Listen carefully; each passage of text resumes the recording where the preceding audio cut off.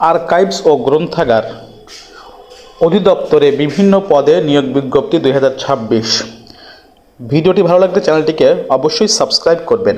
সাংস্কৃতিক বিষয়ক মন্ত্রণালয়, আর্কাইভ ও গ্রন্থাগার অধিদপ্তর, 32 বিচারপতি SM মোর্শেদ সরণি, আগারগাঁও, শেরেবাংলানগর, ঢাকা। কম্পিউটার অপারেটর নেওয়া হবে 3 জন, 32 বছর বয়স। জুনিয়র অ্যাসিস্ট্যান্ট 1টি, সর্বোচ্চ বয়স 32। ল্যাব সহকারী 2 জন, সর্বোচ্চ বয়স 32 বছর। লেমিনেশন মেশিন অপারেটর 1 জন,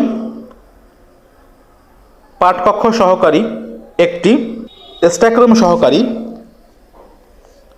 2টি, অফিস সহায়ক 1টি। কম্পিউটার অপারেটরে কোনো স্বীকৃত বিশ্ববিদ্যালয় হইতে বিজ্ঞান বিভাগে স্নাতক, কম্পিউটার মুদ্রাক্ষরে প্রতি মিনিটে বাংলায় 25 ও ইংরেজিতে 30 শব্দ লেখার অভিজ্ঞতা থাকতে হবে।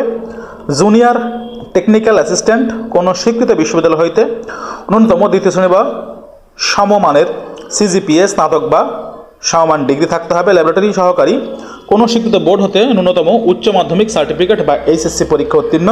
লেমিনেশন মেশিন অপারেটর কোনো স্বীকৃত বোর্ড হইতে বিজ্ঞান বিভাগে ন্যূনতম উচ্চ মাধ্যমিক সার্টিফিকেট।